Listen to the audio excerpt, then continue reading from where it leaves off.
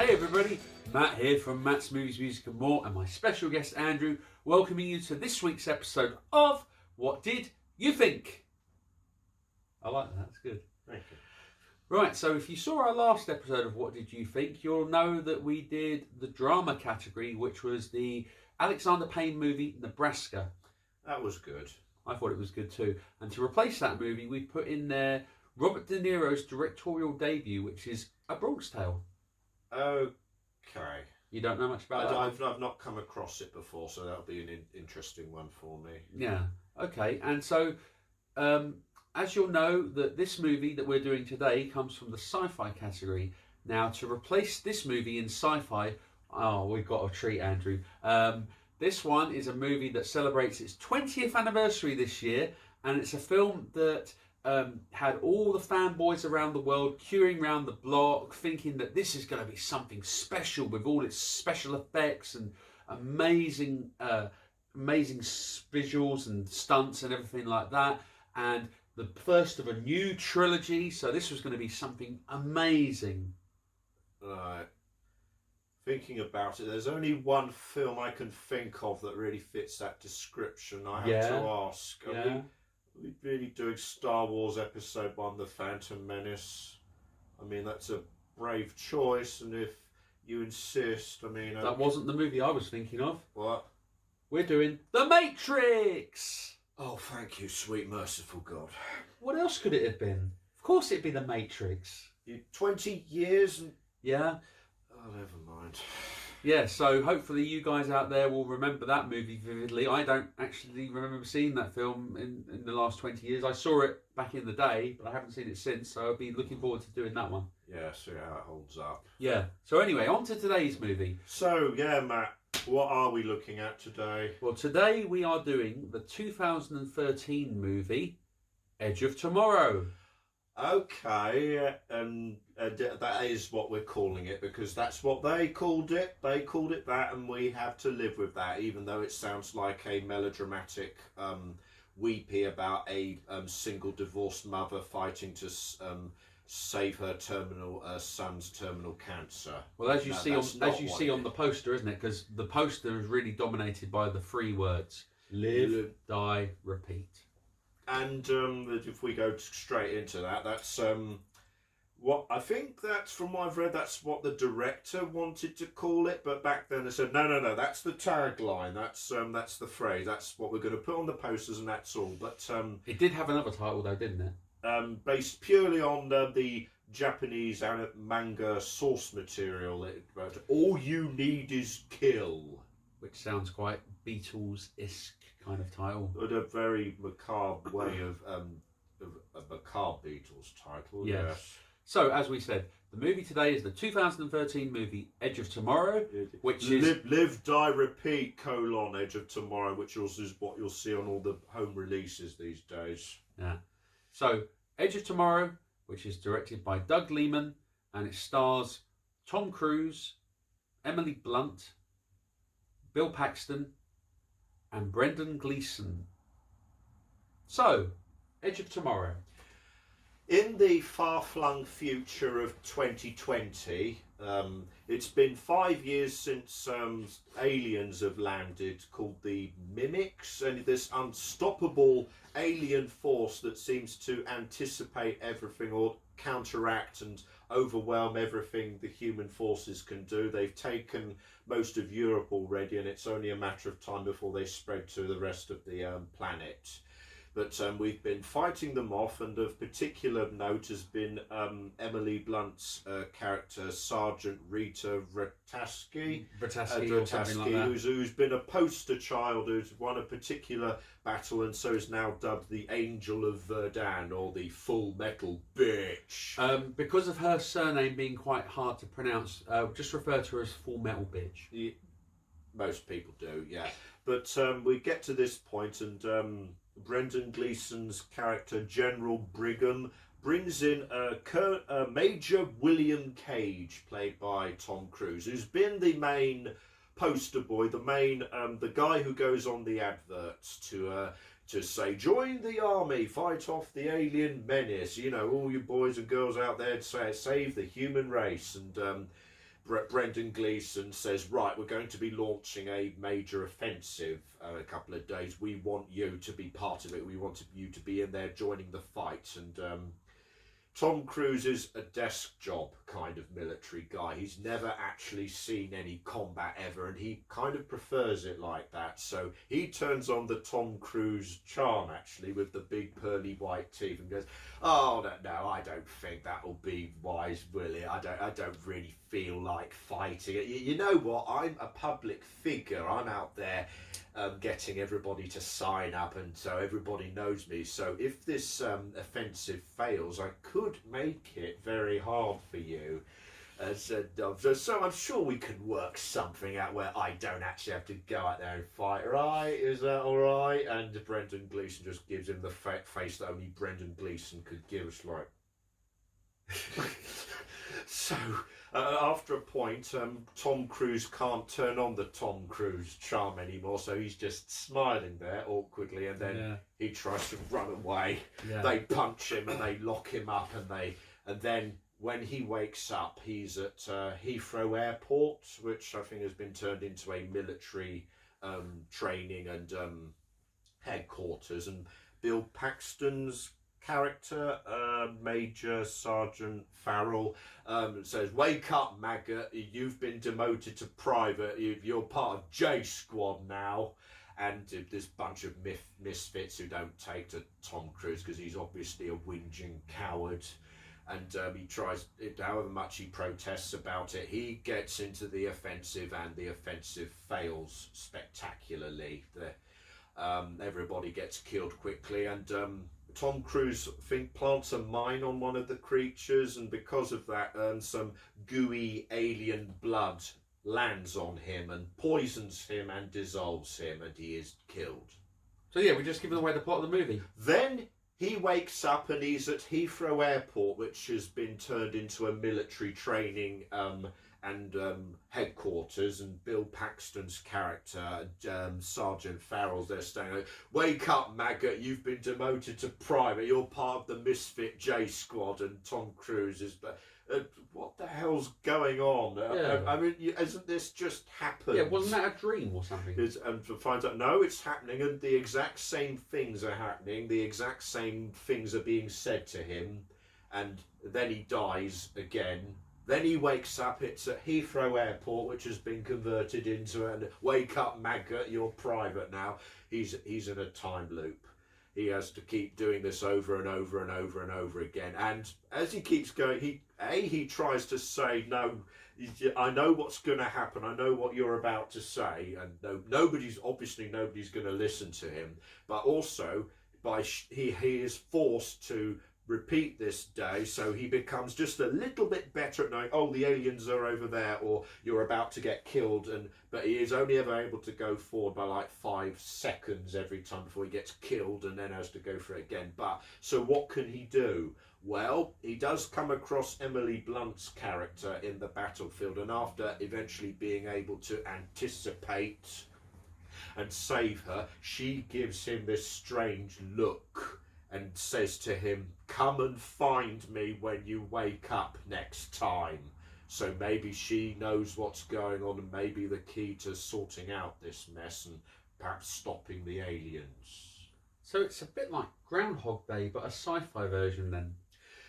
That's the thing that took everybody, including me, by surprise going into this. I mean, I think we sort of knew the time loop.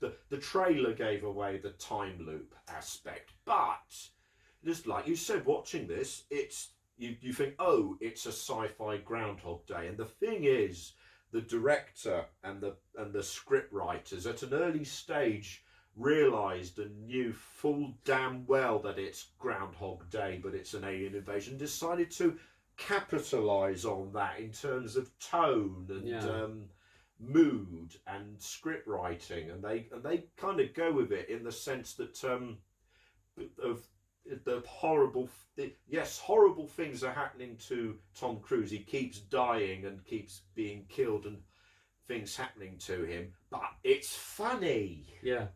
And also it's important because obviously, just like in Groundhog Day, it's all really that Tom Cruise's character is kind of, he's the important thing. He has to work out why this keeps repeating, and he needs to work out, in order to stop it repeating, what is it he's got to do. Because there's this underlining story in this movie, which we won't go into because that would really spoil the movie, and it's quite complex as well. But with the whole time loop thing, I mean, the Full Metal Bitch, she knows a little bit about it due to someone that she's been working with on the inside, which you only find out after maybe, probably the 20th or 30th time that Tom Cruise has died in it to find this out. Yeah, and those early deaths have really solidified that, wow, Tom Cruise is... I did go into it thinking that Tom Cruise is just going to be smiley action hero. And firstly, the way that it's introduced him as a coward, basically. Yeah. I thought, wow, we're actually giving him an arc here, development, but also it makes it funnier, and maybe extra funny if you happen to not like Tom Cruise as an actor. Well, you can watch him getting killed and impaled in a number of amusing Wile E. Coyote-esque ways here. I mean, the one that I always remember is that he tries to get away from the Bill Paxton maggot. He tries to escape, and he works out a path. He's able to work. He tries rolling under a car, and we don't see it, but we hear a splat. Yeah. And we hear Bill Paxton going, "Oh, why did you go and do that?" Yeah. But the interesting thing is, do you think the audience that would have seen this movie back in 2013 would have... 14. Oh, 2014. It was released in the summer of 2014. Do you think, though, that with Tom Cruise's status as being an action hero or an action star, that people would have believed that he couldn't be an action star? He was like a what would you call it? Kind of a reluctant hero. Well, I think maybe the Mission Impossible image, or him being just a straight-faced... Yeah. The straight-faced action star, because Oblivion had come out a year before this. Yeah. But also, I don't know if this was around the time the whole he's 5 foot, he's jumping up and down on the sofa about his new girlfriend. If anyone would have taken him that seriously or that credibly as an actor at that point, and this would have gone, oh, he's actually got some comedic chops on him. I mean, well, there's Tropic Thunder, I suppose. Oh yeah, another great performance there. But with the movie, I mean, I also saw, I don't know if you would say that you could see this with similarities as well, but this also reminded me quite a lot of Starship Troopers. What, with the design of it? And with the way it kind of is. The suits, the mech suits. Yeah. I was about to say, not since Sigourney Weaver in Aliens have there been that convincing or iconic or convincing or cool looking people in mech combat suits, but you do bring up Starship Troopers. I think because of the misfits of the group together of J Squad, because to be honest, J Squad is very unlikable. All of these characters, they're easily forgettable. I can't even remember their names, and straight away you don't like any of them really. Well, just because they're being antagonistic towards Cruise. Yeah. Yeah. Well, they get kind of... I wonder about spoiling it. They do get some kind of redemption or a chance to join things properly later on. But even then, it's for the big final battle. But I don't know if you want to say any more about the movie, and we can just go straight on to the production and the cast and everything like that. Is there anything else you want to say about it? It did just that... Tom Cruise as a character, he goes through a clear change of being a coward from someone who's forced through living through this over again to be a, genuinely heroic and persuasive and determined individual, which is why he's able to win over J Squad towards the end. Well, partly that, and partly because Emily Blunt is there and they go, oh, it's the Full Metal Bitch. But so I enjoyed that. It's a Tom Cruise action movie, but it is a solidly made and genuine and surprisingly comedic and engaging type, to the point where the whole time loop thing is done at a brisk pace, so it doesn't wear the joke doesn't wear thin. and it's used in Groundhog-esque ways in terms of editing and pacing it does get dropped near in the third act for great big final battle, but I think by that point the to do the time loop thing anymore would have been too wearing. So it is mentioned though, isn't it? Because there is obviously in that third act where he's gone through all these different potential futures, and there's like a scene, isn't there, when he goes to the pub and he's just sitting in the pub having a drink or something like that, which is quite funny. Yeah, but I mean after that, the final fight. But you do bring up a good example there. Because there's like the old man who's sitting there where he's like coward, American coward and stuff, But it's a really good movie, and I wanted to mention briefly about the on-screen chemistry and relationship between Tom Cruise and Emily Blunt's I was character. about to say that next, that there is a genuine chemistry there, and all credit Emily Blunt.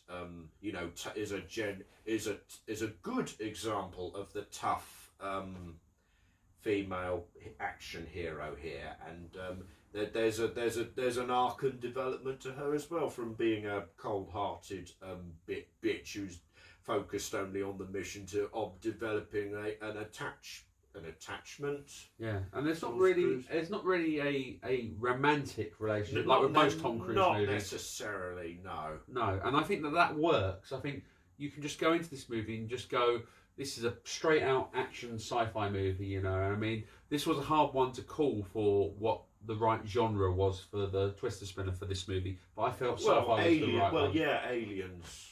Yeah. But I suppose we'll go on to box office first before we get into the cast. But this movie really underperformed at the box office, which is a real surprise. But as you said earlier in this video, it's all to do with the title. I think people were confused. Yeah, just trying to. It might be the title. I'm trying to recollect what I also saw around this time. Just to try and give some kind of context. We had Maleficent, we had X-Men Days of Future Past, and we had the 2014 Godzilla, which I have to chuckle at because I saw this in preparation. I saw Godzilla, and then I went to see Edge of Tomorrow at the cinema. This week, in preparation for this, I saw this, and then I went to the cinema to go and see Godzilla 2. The more things change.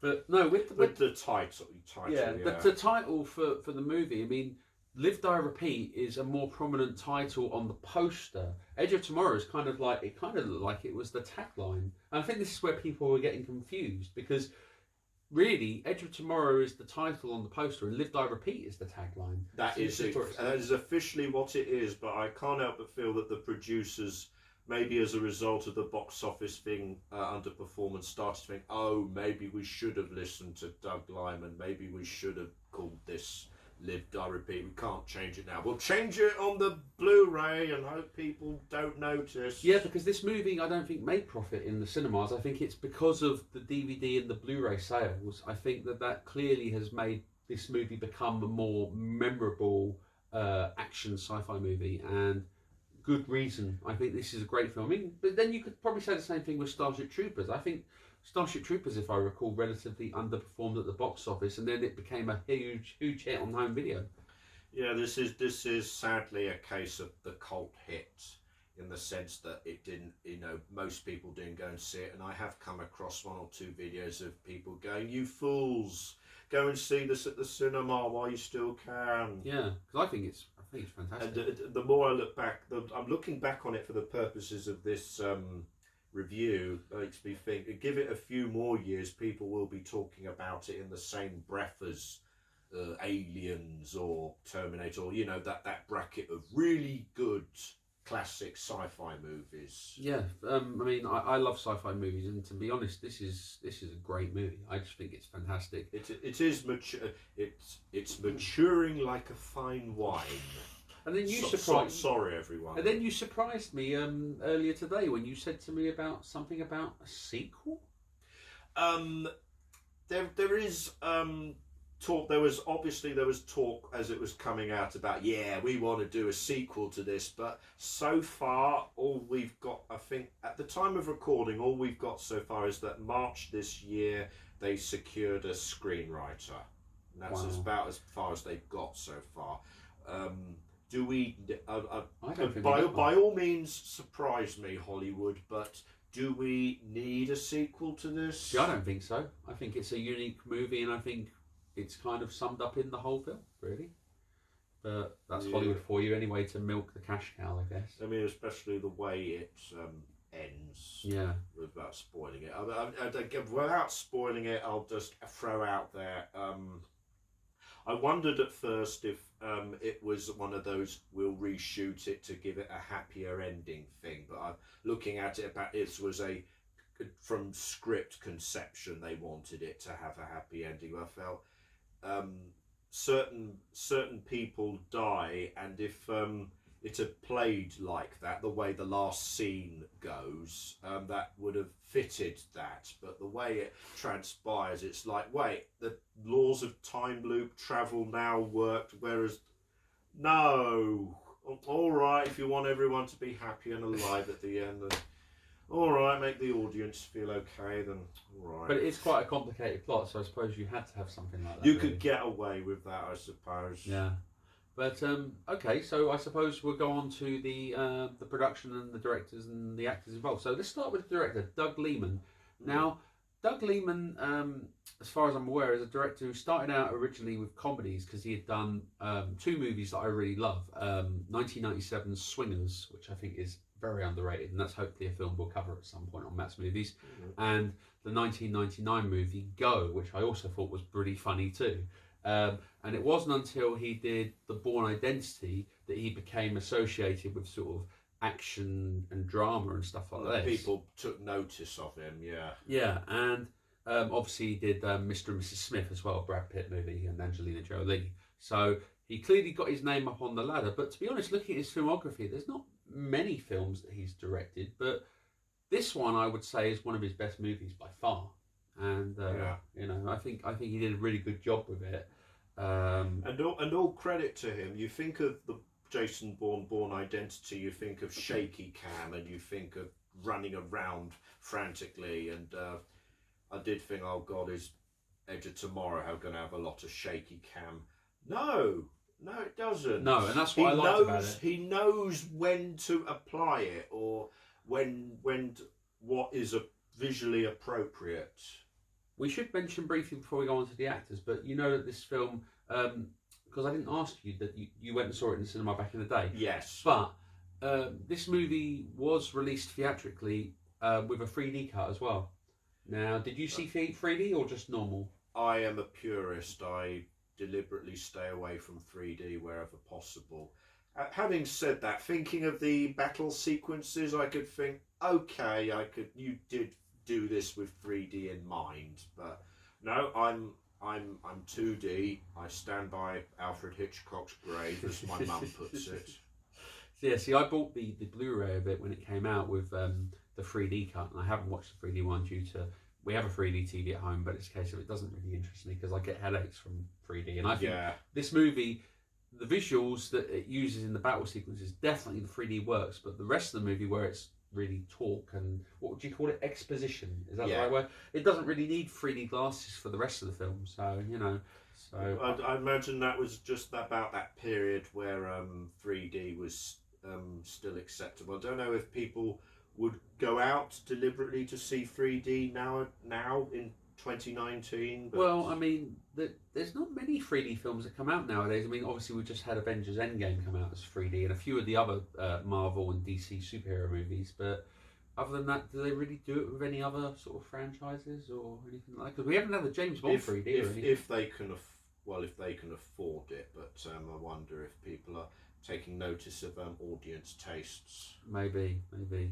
But I suppose finally with this review, we're going to go on with the actors and stuff. So as you said, Aliens earlier. Obviously, we've got Bill Paxton in this. That wasn't intentional, but No. yeah, thank you. I've just realised. But he's very funny in this. I thought as the Master Sergeant, he's constantly putting Tom Cruise down and stuff like that, and won't accept any of his. I know you'll find this hard, and you won't believe me when I say this. No, I will not.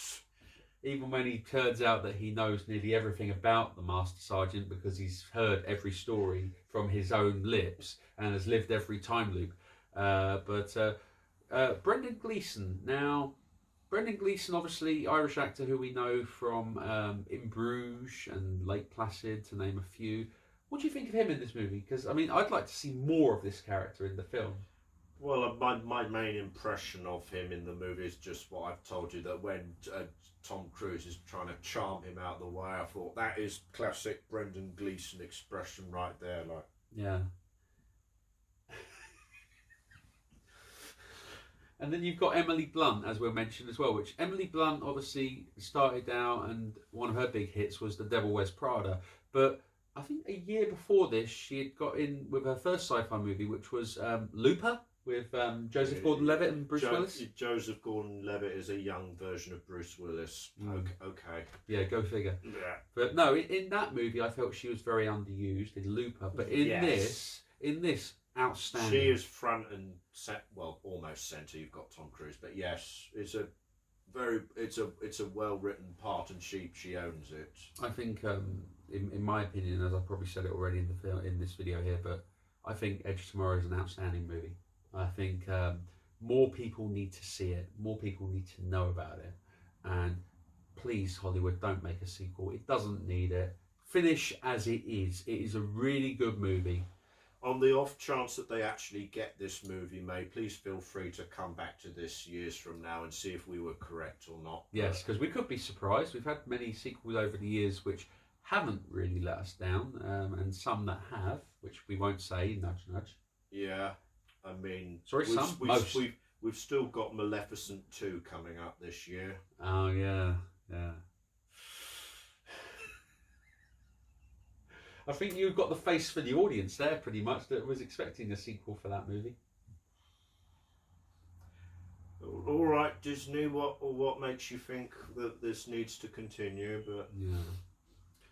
Anywho, yeah, Edge of Tomorrow was surprisingly brisk and energetic and comedic, but knew to keep to the action at the same time and keep to the drama and the emotional heart of what Tom Cruise and Emily Blunt are going through. And for me, this movie, along with Starship Troopers, this is a real repeat viewing type movie for me. I can watch this more. I can watch this over and over again. I just think it's really good. I think the acting's great. I think everything about it is fantastic. Yeah. So, anything else you want to sum up, or are we done there? I think that's everything. Okay, so that's Edge of Tomorrow. And here it is. Okay, right. Yep. So, twist the spinner. Let's spin that wheel and see what we come up with.